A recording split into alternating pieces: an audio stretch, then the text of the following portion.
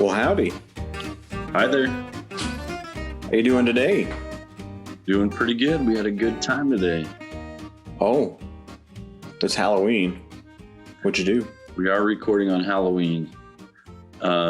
We went to a local amusement park here for the last time this season, which is called Lagoon, and had a corn dog and some chicken fingers, and rode one ride and then walked with our son around in a stroller. That sounds fun. Then we went down to my wife's in-laws' place and just went trick-or-treating with the other nieces and nephews. That sounds less fun. So they're cute. They're young and,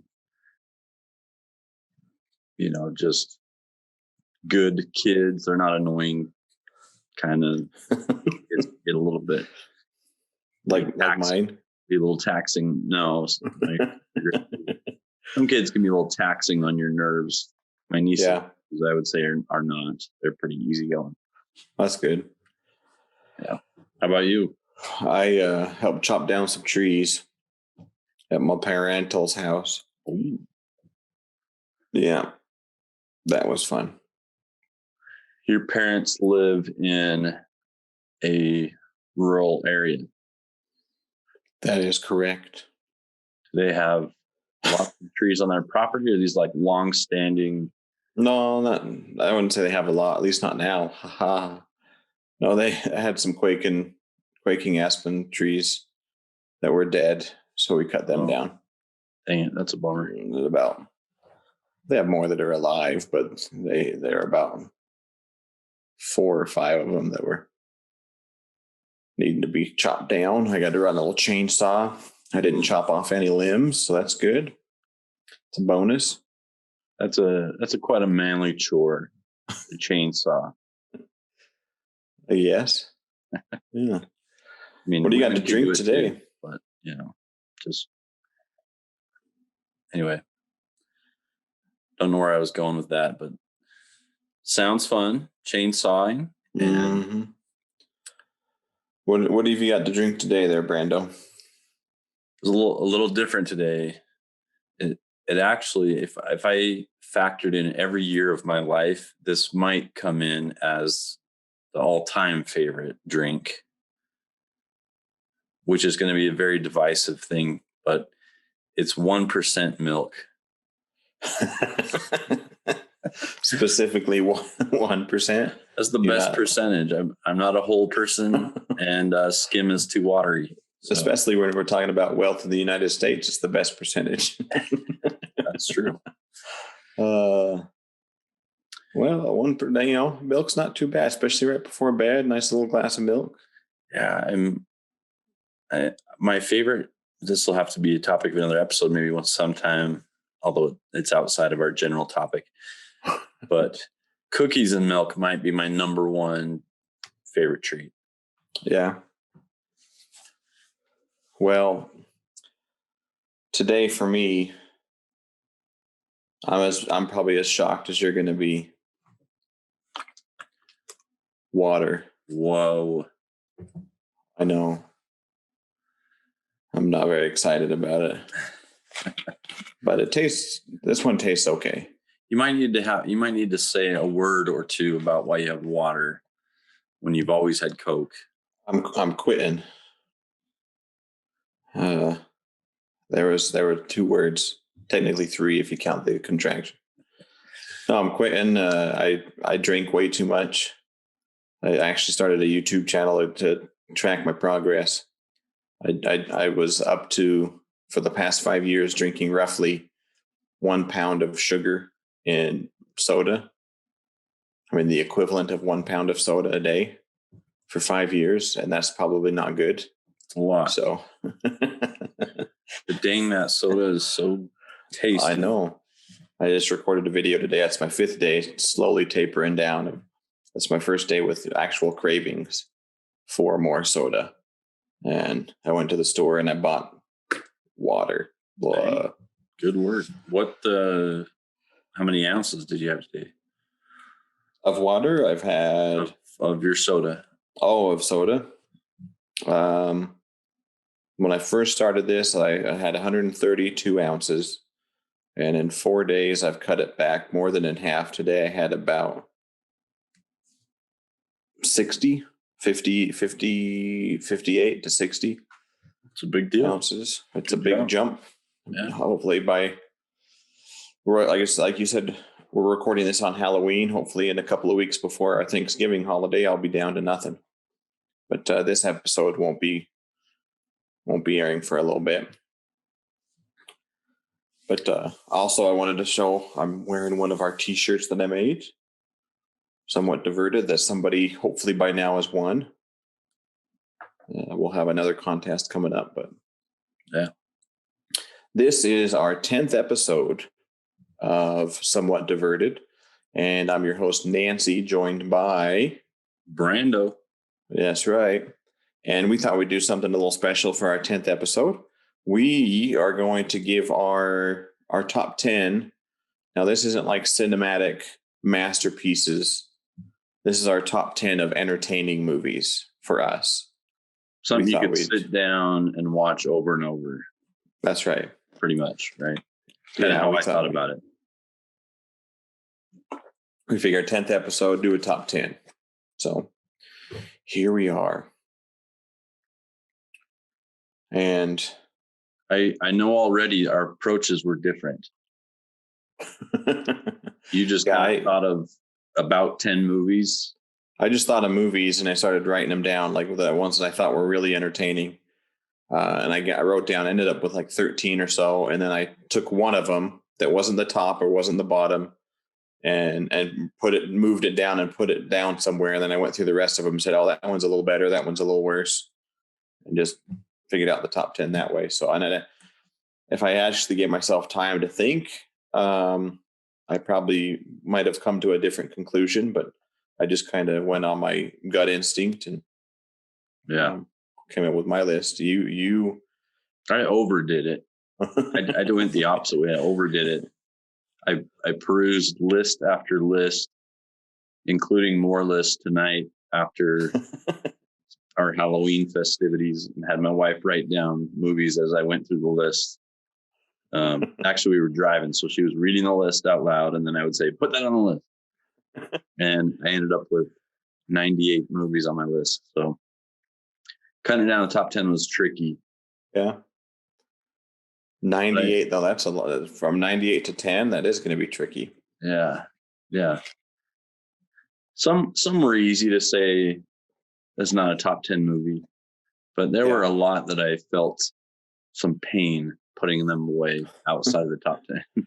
Yeah. And again, it's hard because you don't want to think of like masterpieces, Citizen Kane, which I actually haven't had a chance to see, which they say is the best movie ever. The Godfather, spoiler alert, is not on my list, but not that it's not entertaining, but I don't think I could sit down and just rewatch it over and over and over and expect the same level of entertainment out of it. Yeah. Still a great, fantastic. There's a fantastic. Take a shot. I'd say fantastic too much. So without further ado. All right. What do we do? 10-10? Yeah, let's do 10-10 and then 9-9, 8-8. Just kind of go down our list. I got mine on my phone here. I do too. All right. What is your number 10? Okay, this is going to be the most entertaining movie for you. Pretty silly, but actually it was I think maybe my highest represented category. If you took the top like 25 on this list I have here, I don't have everything in order, but actually if you took all 98 that I listed, this might be the most represented category. Okay. And the category is these live action Disney feature films that came out in like the 90s. Yeah.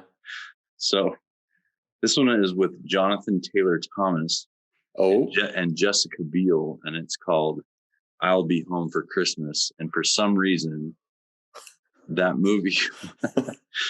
Is in your top 10? I enjoy watching it like every year. Yeah. I mean, I went through the whole list and all I did was kind of like the Marie Kondo method with the, you know who that is? She does that with clearing out clutter in your house. If it brings you joy, keep it. If it doesn't, put it away or throw it away or give it away. Right. So I kind of did that. I was like, does this movie, does it bring you joy? Can I watch it over and over and it's still fun for me? Okay. And I don't know why, but that one makes the top 10. I'd say no judging, but that is a pretty crap movie. save your judgments for later because I have some on here that are quite controversial, especially for a man, I guess. Well, what's that supposed to mean? Probably a chick flick. I think that it's, if you put a poll out there. Is it like Made in Manhattan or something? No, but I did have The Wedding Planner on my list and it was near the top 10. Oh my goodness. I like The Wedding Planner a lot. All right. Well, here's my number 10. What's your number 10? So this is kind of a silly movie. It's one I've seen if you could physically weigh it a ton of times, but I guess you can't physically weigh it how many times I've seen it. I guess you could probably, if you bought one every time you watched it, you could weigh it that way. I could quote this movie all the live long day. And should I keep talking about it or should I tell you what it is? I kind of like to get clues and get closer. Okay. It's a movie that's made knowing that it's not super serious. And they don't take themselves serious in the movie. And it kind of pokes fun at those superhero movies from the 90s. Okay, is this like Meteor Man? Or no. It was actually from a comic book, I think from Dark Horse Comics. Oh, based on a comic book series, starring, in no particular order, Jeffrey Rush, Ben Stiller, of course, yeah, Hank Azaria, yeah, Pee Wee Herman, Paul Rubens, sorry, Janine Garofalo, William H. Macy. It's got a pretty good cast. Mystery Men, is my number 10. I do love that movie too. That flew under the radar. I feel like not a lot of people seem to talk about it. Yeah, I think so. I don't even know. I would give it a chance. It is, like I said, it's a silly movie. They make fun of superhero movies like when Batman started to go weird with Batman and Forever and Batman and Robin with George Clooney. They have silly puns and things like that. Terrible puns. Yeah, it's pretty good. I would recommend it. It's an entertaining watch. That's definitely my top 98. Well, that's nice to hear. I love that movie too. I've always thought it weird that when people talk about Ben Stiller or just these 90s comedies in general, that's not really one they mention. Yeah. Fun fact. I read somewhere that he's not necessarily proud that he did the movie. He kind of regrets having done it for some reason. Yeah. There's just so much about the movie. It's just silly that I enjoy. All right, number 9. What do you got going for number 9? Number 9. Okay, this is another one out of that same category, but it might be the last one in this category for my top 10. Anyway, Disney live action 1990s Rookie of the Year. Oh, okay. Yeah. So here is a fact about myself. Is it a fun fact? I think it's fun. My wife and I were watching this movie on Disney Plus this summer, and we're like, oh, this is a great old 90s movie, very nostalgic. And turns out the the main character's name is Henry, which is what we ended up naming our son. Oh, yeah. So that like cemented it for us. We're like, oh yeah, it's got to be Henry because we love this movie and we love that kid. Anyway, Rookie of the Year, family friendly. I had others that were like close to that, like Angels in the Outfield and The Sandlot, right? And Danny Glover, yeah. But Rookie of the I Year, will say, Rookie of the Year. That's the one where he like dislocates his shoulder and he pitched super fast. And then the ending is the dumbest thing I've ever seen. Where he throws his mom's pitch. He just they're in the World Series or some championship game, and he just throws this underhand lofty pitch. And the big bad dude, big bad professional baseball player, misses. It's like a Casey Jones type event, but it's right after he realizes it's his mom's old glove, not his dad's old glove. Very powerful. Yeah. I don't remember that, but yeah, okay. A lot of nostalgia. I did watch that a lot growing up, but I would say that probably is not in my top 98. I place a high value on nostalgia. I realized when I was putting this together. Nostalgia, it's not what it used to be, right? That's what they say, isn't it? All right, number 9 for me is The Christmas Movie. The Christmas Movie? Yeah. Christmas Vacation. As far as I'm concerned, it's the best Christmas movie that's ever been made. But the fun fact, another one, we're going to be full of fun facts. It actually didn't come out around the holidays. It came out in the summer, I believe. But to me, it is and always will be a Christmas movie. Yeah. I watch it every year when I'm wrapping presents with my wife for Christmas. Every year, it's my tradition to watch it. After we watch that dumb movie, It's a Wonderful Life, but George Bailey, loser. He should have drowned. That's a bit too far. German terrorists. That's right. I didn't know where you were going there for a second, but now I got it. Die Hard, starring Bruce Willis. And it was another fun fact, because you don't like fun fact guy. I just didn't want to be fun fact guy. And I do like fun facts, but wow, Hans Gruber. Why can't I think of his blasted name? Severus Snape. Alan Rickman. There you go. It was, if I remember right, like his first credited or his first movie, like full on movie role. That surprises me. Yeah. I would have thought he would have started earlier, but yeah, it was great. I love that show. I could watch it so many times. Also good. Yeah. You're making me doubt my list already. and apparently the German that's spoken in there is just gibberish. I have to go back and watch it. That's what I hear. The only thing I remember is Schießen Fenster, which is supposed to be like shoot the glass or shoot the windows or something. That is real German. Hans Gruber says it, and then the guy doesn't understand him, and he's like, shoot the glass. Anyway, that's a great show. It's good German. That is good. That's a great one. What's hard about making a top 10 list is, or what would make it much easier is if you're able to do it by genre. Yeah. Maybe we'll do that a little bit later. Come up with another top 10. It's hard to compare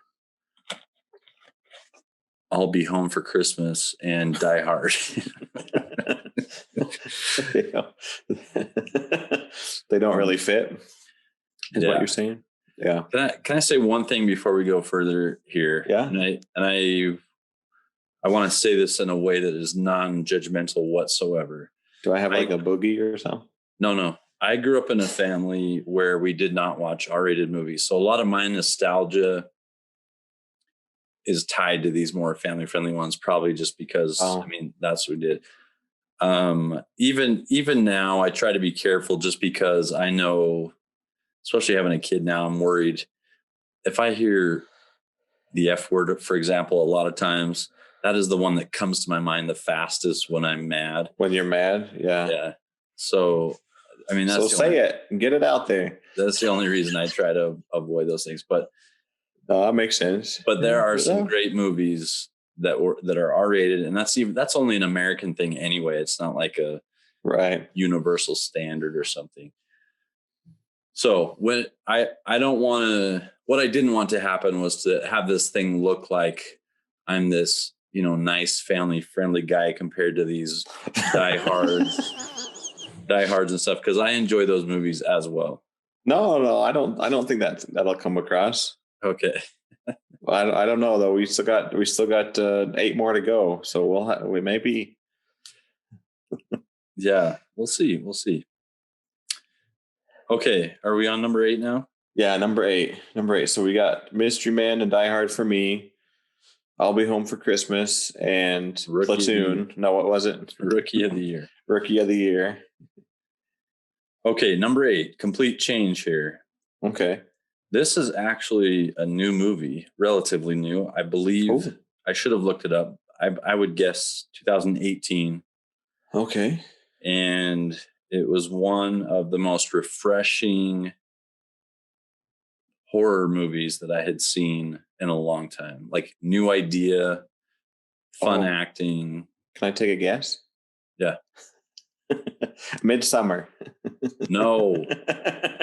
But I took my wife to that movie.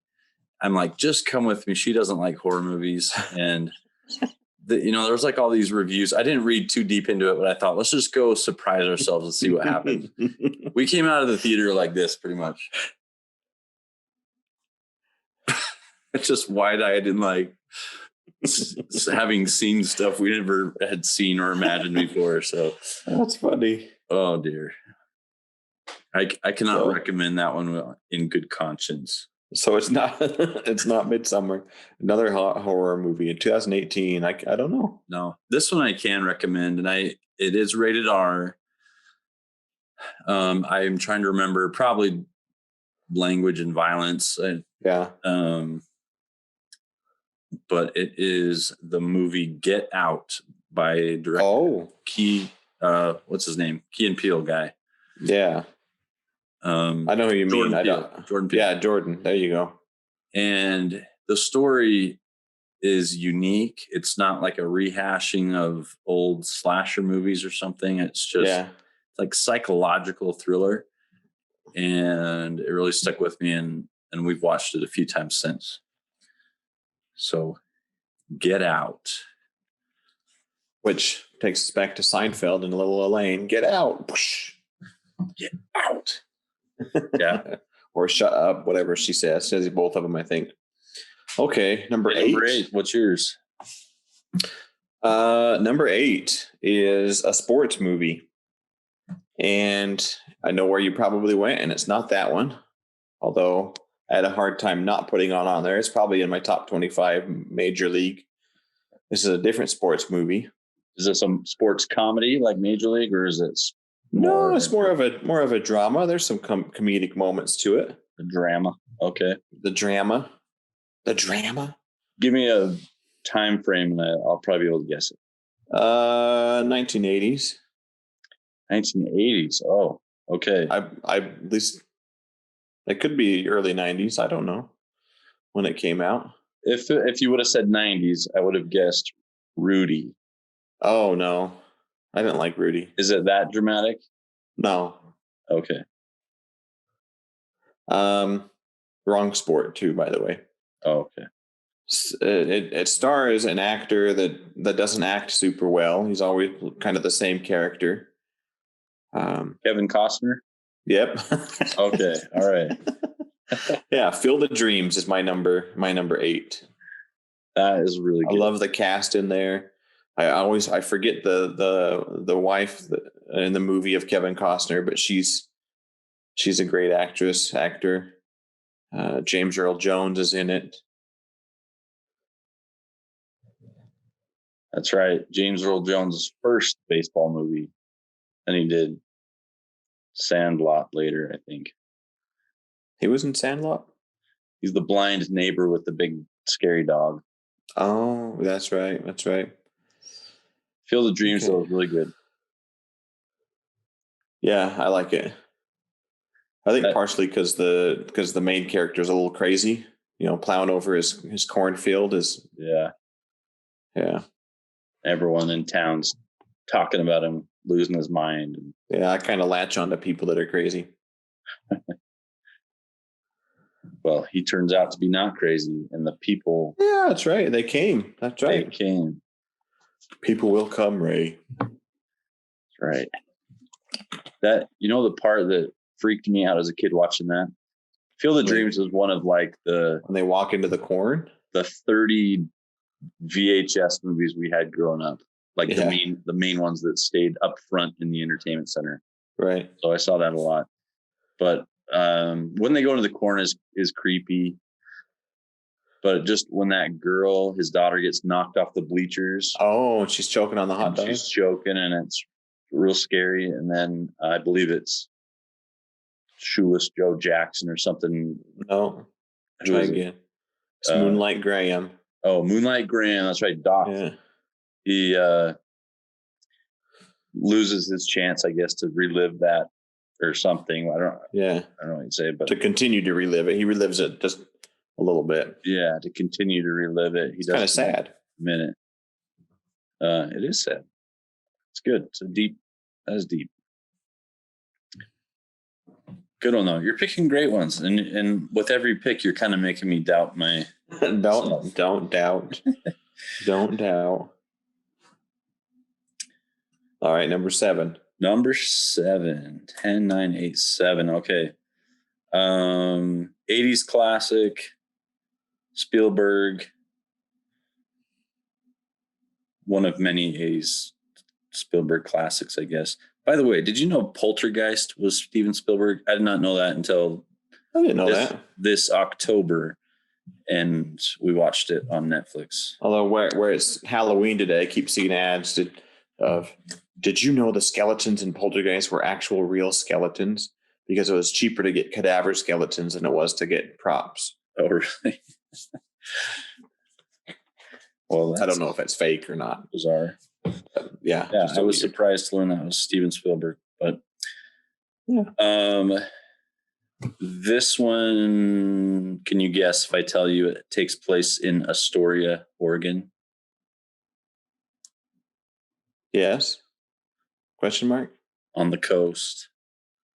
So like a treasure hunting coming of age movie. That wasn't a Spielberg movie. What was it? I think so. I thought it was a different guy. I should look it up because I do want to get that right. Either way. I was thinking E.T. because I know that's Spielberg. But I know where you're going. Okay, excuse me. He was not the director. Was it the producer or something? He was a producer on the show. Oh, okay.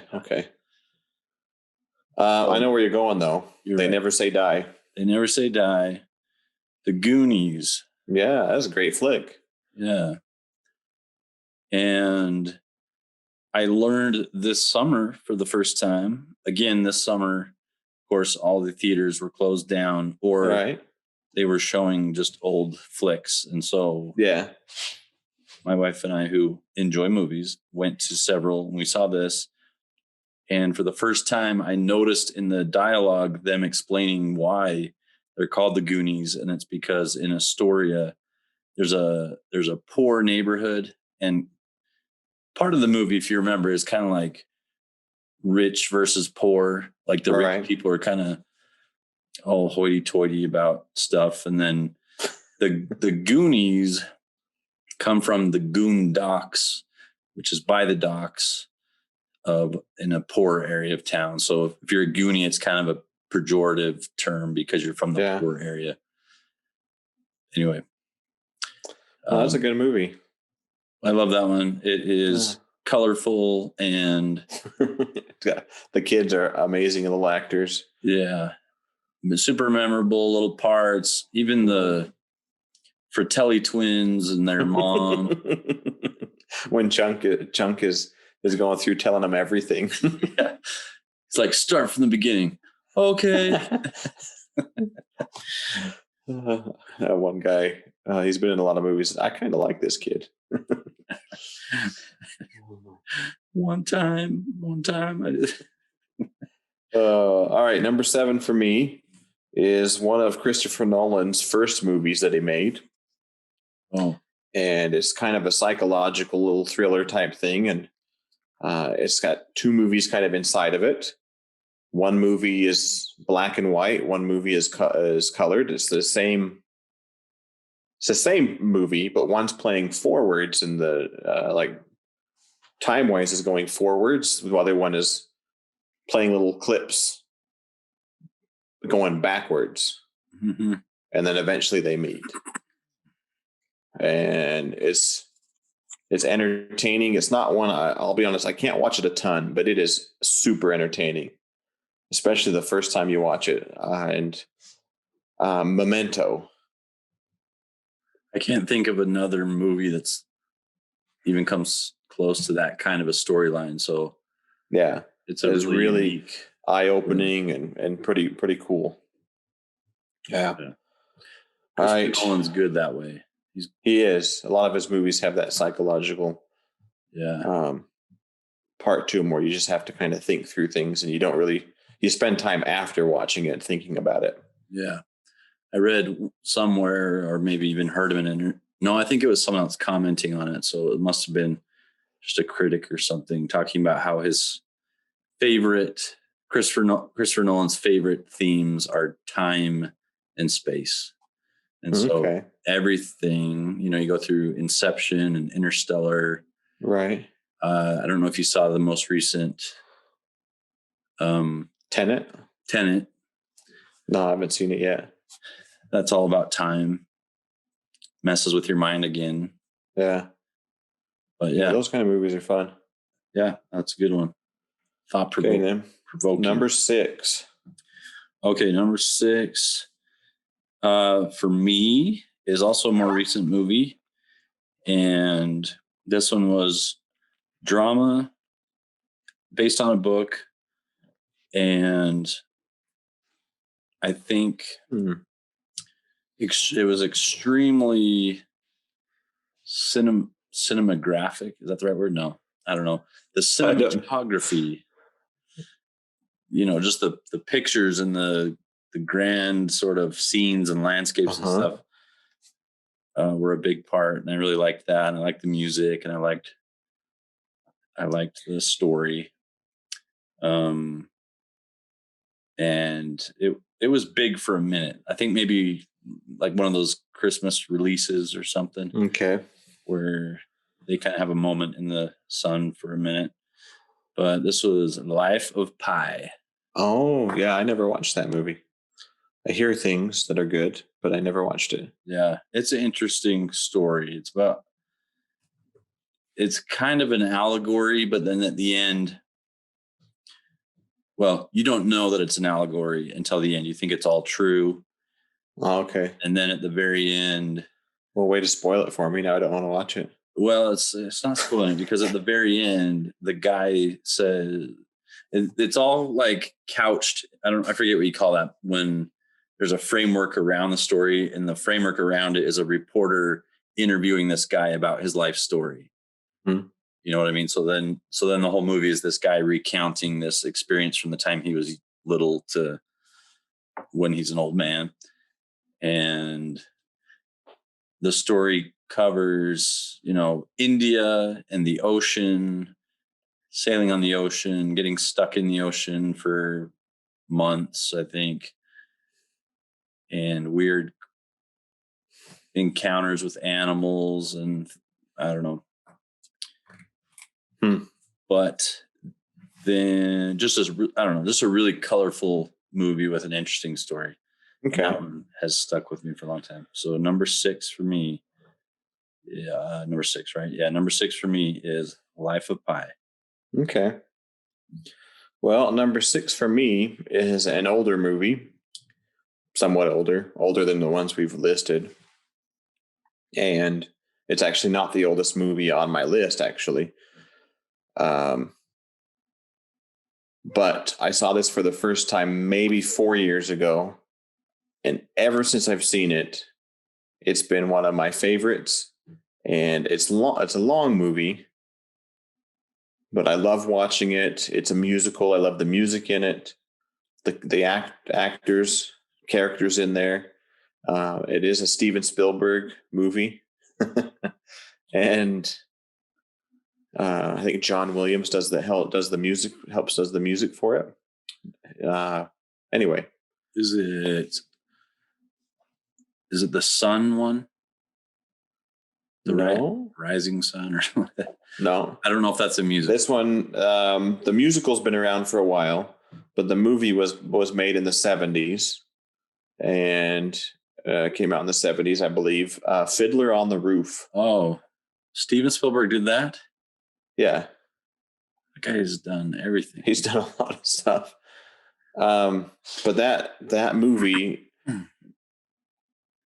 I mean, my parents had it in the little case. I've got the 2 VHSs because it's super long. They had it for as long as I can remember, and I never watched it. I was like, "Oh, this has got to be dumb. Looks so dumb." And then it just out of the blue, like 4 years ago, I decided I need to watch this movie. Let's watch it. And whoa, my mind just got blown. It's hilarious. It's dramatic. You get into the music. I like it. I know some of the songs, and I know the guy's name. Well, actually, Topol. I don't know how to pronounce it. There's some Plays quote, Tevye. Tevye. There's some quote from the movie or from the story that I remember where he says, well, I'm going to mess it up now, but it's something like, if riches are God's curse, may he strike me down and may I never recover, or something like that. Yeah. Because they're poor, right? They're right. Poor Russian Jews or something like that. Yep. Yeah. Great flick. Yeah. Very good. Great flick. We've fully admit that I enjoy musicals just as well. Yeah, they're good. Most of them. Some are kind of blue. Yeah. We've made it halfway through our list. Okay. Another half to go. Top 5. Yeah. Okay. This one for me, I won't do any guessing here. Okay. This is like, what am I trying to say here? It's a trilogy now, I think, or at least the third one is supposed to be coming out.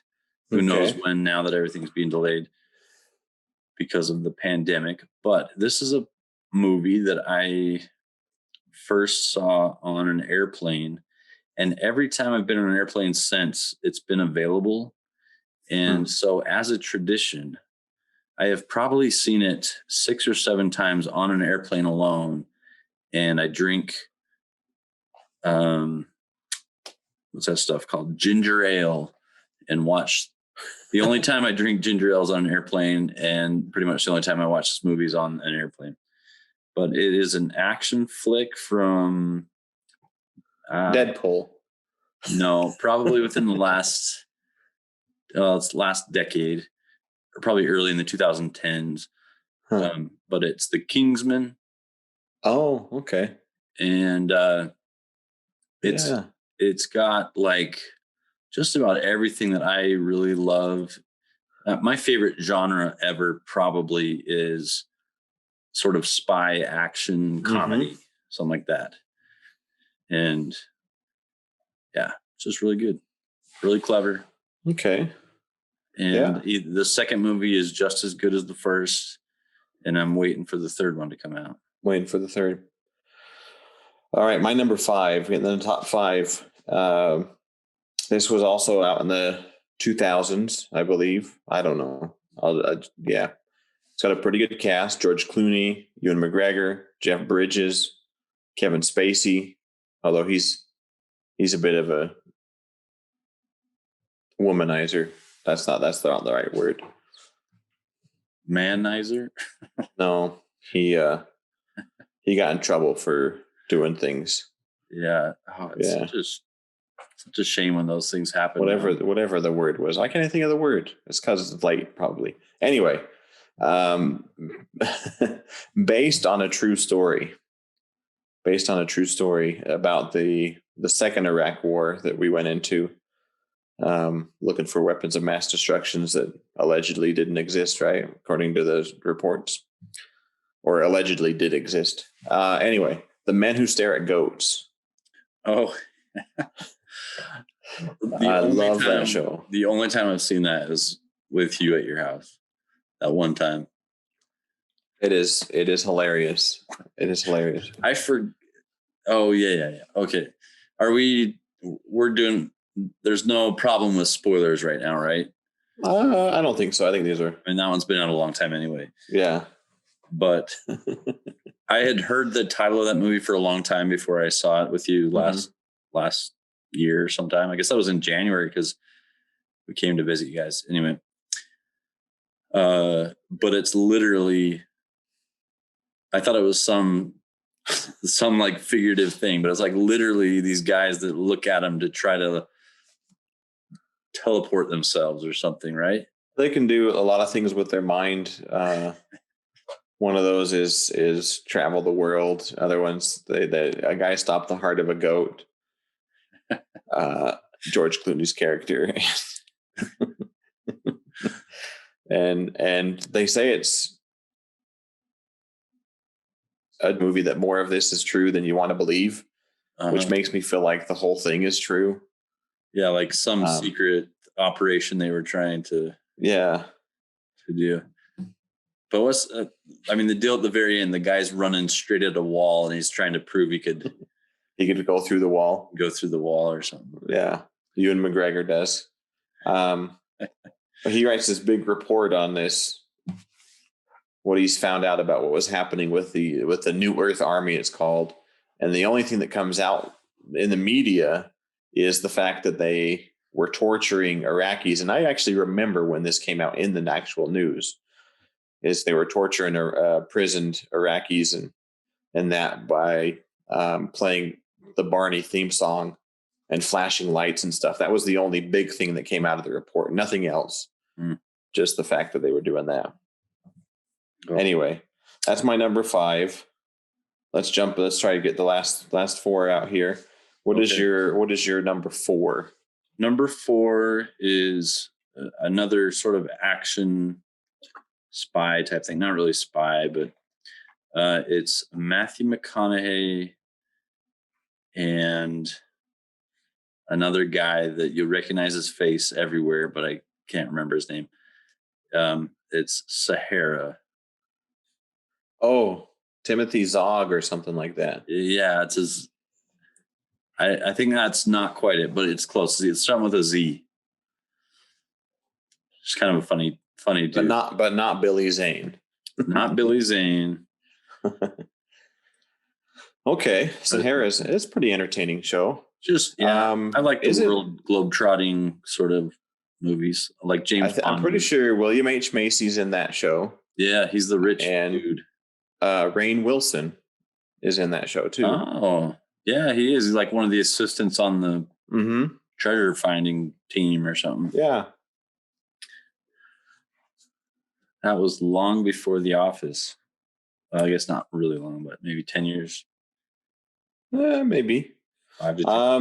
All right, my number 4. Let's hammer these out here. Okay. My number 4 is the oldest one on my list, and I love everything about it. And it's perfect for even what's going on in the world right now, especially what's going on in the United States right now, because they talk about a lot of racism and things like that. But great cast. 12 Angry Men is my number 4. The only time I've seen that, and maybe this made it seem extra good, but I saw it in school. Oh, okay. Yeah. It's a great show. I love it. 12 referring to 12 jurors. Right. And you never know the names of each of the characters. They're just known as juror 1, juror 2, juror 3. That's a hard word to say, juror. It's like It's a hard word. Rural. If you're learning, I was just thinking, if you're learning English, juror would be a hard one to pick out. Yeah. And say. Juror. Yeah, great movie. Black and white, right? Yep. Love it. Oh, gosh. Number 3. I'm so nervous about this one.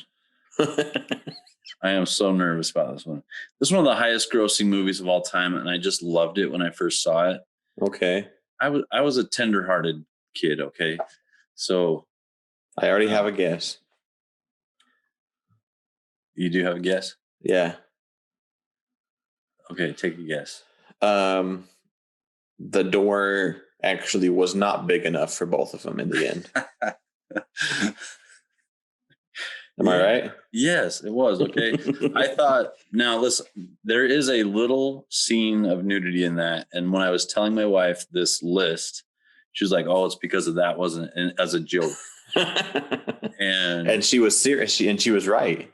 And as a matter of fact, okay, I closed my eyes. Oh, okay. I think I was with my parents, and then we also had it on VHS after. It was a 2 VHS. Yeah, as another long one movie, and we knew right where that part was. It was like at the beginning of the second VHS. So you just fast forward. So I was able to go past it. So, but I did think, and still do, that Kate Winslet was very beautiful. Mm-hmm. And aside from that, she's a great actress. She is. What's official now? Is everyone an actor now, or do they still use separate terms? I think we're moving towards just actor. Official, but I think we're moving towards gender neutral terminology. So just actor. Actor. Okay. Yeah, she's a great actor.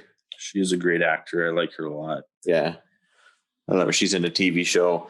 The TV show Extras with Ricky Gervais. Oh, Ricky Gervais. She's one of the stars in the movie, one of the episodes, and yeah, she's pretty great there too. I think I've seen the first episode of that. Ben Stiller's in it. Is he a regular in the whole thing? No, like every episode has a new star. Okay. That kind of gives advice to Ricky Gervais's character. Okay. And I don't know how you feel about Ricky Gervais, but he's one of my all-time top comedians. I think he's a genius comedian. I do. Yeah. All right, number 3 for me. And I just giggle because the title doesn't work, but it does. Thank You for Smoking. I'll just out with it. Thank You for Smoking. Thank You for Smoking. That's only vaguely familiar to me. Oh my goodness. The title. I know nothing about that movie. It's about a tobacco lobbyist, and he kind of goes through and teaches his son how to argue points and things like, he just gives him advice, and he's lobbying for the tobacco companies during the 90s when it's really coming out that all the cancer and things. But some of the points he gives his son are like, you don't always have to be right. You just have to kind of prove that the other person isn't necessarily right either. You just have to prove that there are other, like, what's the best ice cream flavor? You don't have to prove that yours is the best, just that the other one, that there are more than one best possible flavors, something like that. It's a very entertaining movie. It's one of my favorite, more recent movies, although it's probably 15 years old now. Interesting. I've never watched it. Never heard of anyone else talk about it. There's a lot of language in it, a lot of the F word. No nudity. But yeah, the guy just spends his time trying to lobby people to make tobacco more, cigarettes and that more, I guess, friendly and more available for people. And he's just lobbying people to try to, like movies, to try to smoke cigarettes again and stars. Okay, so it's about 15 years old. Is the story supposed to take place in the current year, or is it set back? No, I mean, I said 90s, but it's probably in the 2000s. It's probably one that it doesn't necessarily say the year. It's just so it kind of fits in any time frame. I was but then thinking there's when you said smoking that it was probably, in the 80s or something. It seems like Oh. smoking was such a big deal, but I guess he's no, it's trying to- after smoking is gone by the wayside. They're trying to get it back in movies and make it cool again, and Okay. so more people do it. There's a scene in it where William H. Macy, who's in the movie, he's a senator from Vermont, is trying to get this big giant skull and crossbone like that covers the entire package of cigarettes, and they're trying to get it so it doesn't. And he says it's amazing someone from Vermont would want to do something like this. It seems hypocritical. And what are you talking about? So he just starts laying into him because Vermont is big with Vermont cheese and Vermont cheddar, and heart disease and cholesterol and heart issues are much more of a killer than tobacco. So he's like, you should put this on cheese too. Do you feel like he actually learned some argumentative tactics? If you, I'm not really good at arguing, but if you paid attention, I think so. Yeah. Okay. Well, 2-1. 2-1. All right. My number 2, if I had my way, I would say it's a trilogy, but I'm going to stick with the first Back to the Future. Oh, yeah, that's a good movie. Zemeckis. Robert Zemeckis. Yeah. And Huey Lewis in the News, basically. Yes. That's right. Good one. I love Doc Brown. I love Marty McFly. Do you think Christopher Lloyd is an underrated actor? I really do, honestly.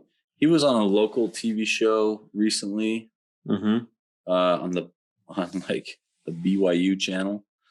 Oh, and, yeah, it's called Granite Flats. I only watched a couple episodes, but I've heard decent things about that show. I don't know how long it lasted, a season or two. Is all. But he was in that. But he was in that, and I thought, how did we get Christopher Lloyd? And then I thought about that. I thought no one really talks about Christopher Lloyd, but he's so zany in such a likable way. Yeah. And yeah, I think he is underrated. Maybe now you'll estimate him. Maybe now you'll estimate me. What's your number 2? All right. Number 2 for me is one we talked about recently. And I do kind of have doubts about it being number 2, but it just seems to fit. But Planes, Trains, and Automobiles. I feel like that one's really representative of a lot of things you like about movies. And some drama, comedies. Yeah. Character, like a Canadian actor. Really likable. Yeah. Comedy is smart, but then there's some heart to it. A lot of it's subtle. The comedy, it's not just in your face. And then some heart. Yeah. All right. Our number 1s. Yeah, I mentioned this in a podcast episode before, so it's not a big surprise, but this one has action, some comedy. One of my favorite actors of all time, Harrison Ford. And it's also a trilogy and more now, but I picked just one of them, Indiana Jones and the Last Crusade. I would think it's packed with, it's in the sweet spot of time for me, like when it came out. Yeah. I have so many movies I love that are, between say 1985 and 1995 or something. And we had it on VHS again. For some reason, that's probably part of the nostalgia. We just had it there, and fun story. It is set back in, all the Indiana Jones are supposed to be happening in I think the 30s or something, 1930s. This one's probably in the 40s because Oh, 40s, yeah, because it's Hitler and World War II is going on and burning right. books and all that. But anyway, yeah, that might be my number one. I could watch it anytime. One funny thing about that movie is I always quoted this one of the Nazi soldiers. He's in the tank when they're in the desert, about to go off the cliff and the thing, and they're all fighting on the tank and around the tank and with horses and things.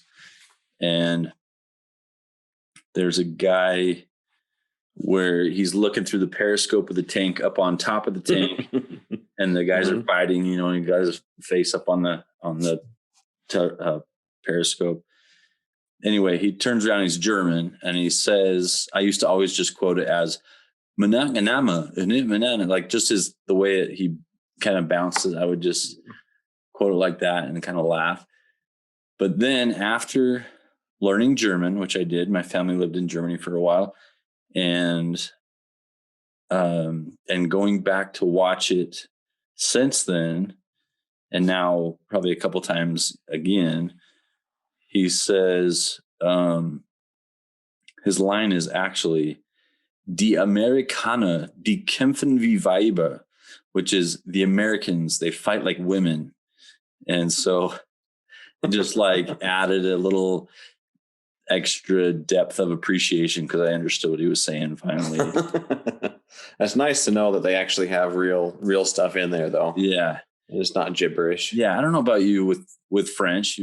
You are very proficient in French, and with German, for me, I can tell right away if they've got some weirdo trying to fake an accent. Yeah. But when it's real, it's refreshing and good. I don't see why we don't always use real actors with the real language, real accent. Right. No, yeah, it makes sense. Okay.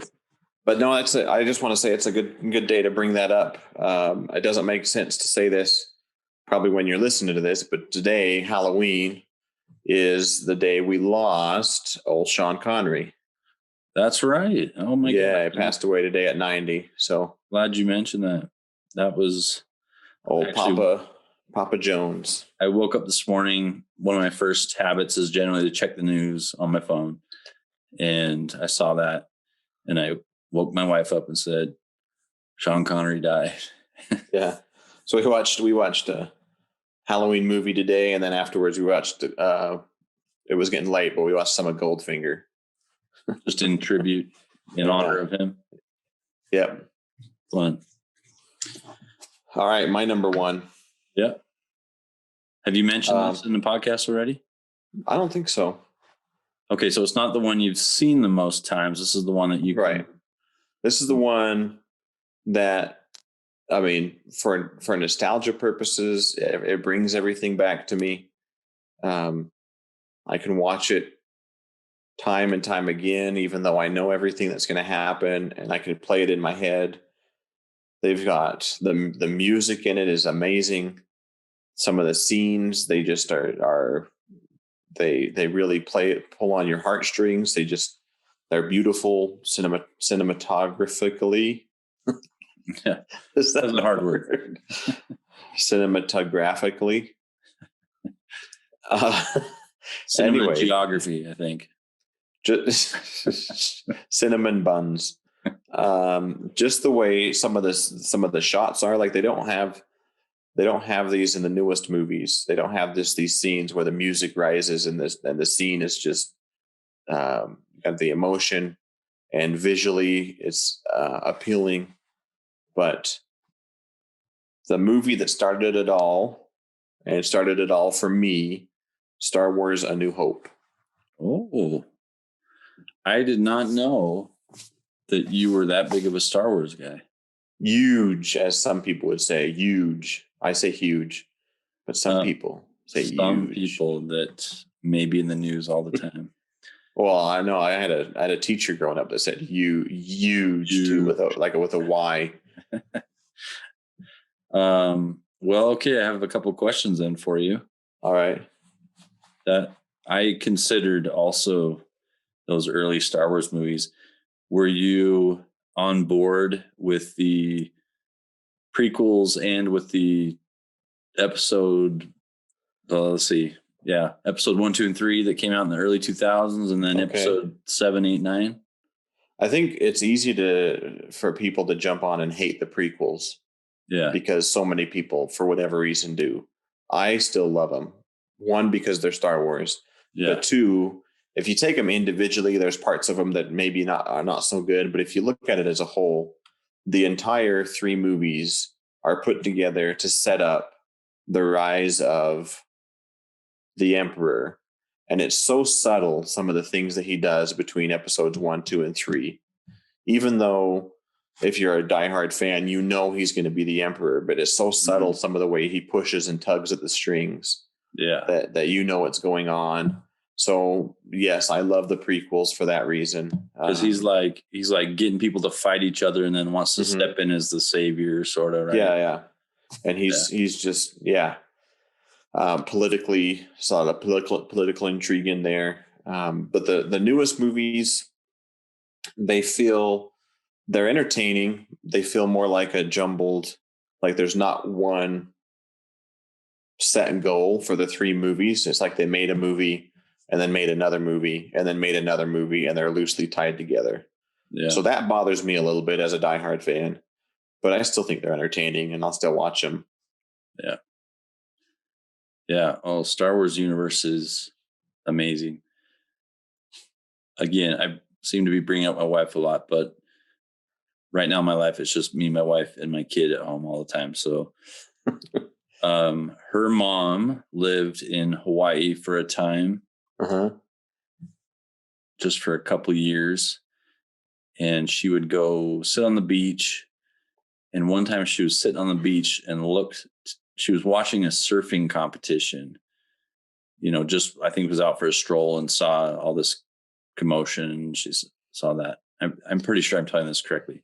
I know this next part is correct. She sat down and she looked at an old man sitting next to her, and it was George Lucas sitting on his towel by himself.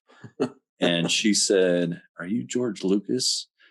And my mother-in-law has this really charming Spanish accent, or Mexican accent, I guess. And genuinely, I love it. But she's like, "Are you George Lucas?" Like that. And he's like, "Yeah, don't make a big deal about it."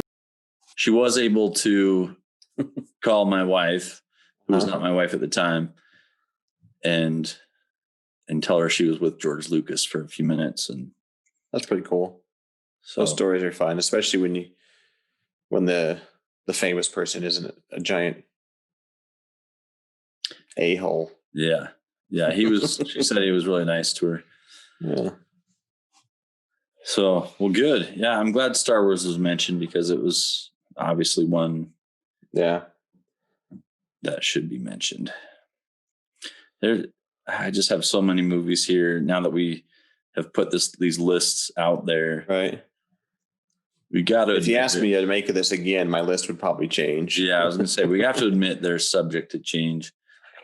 And, in some cases, it could be just the season, what time of year it is, because the mood that you're into. Yeah.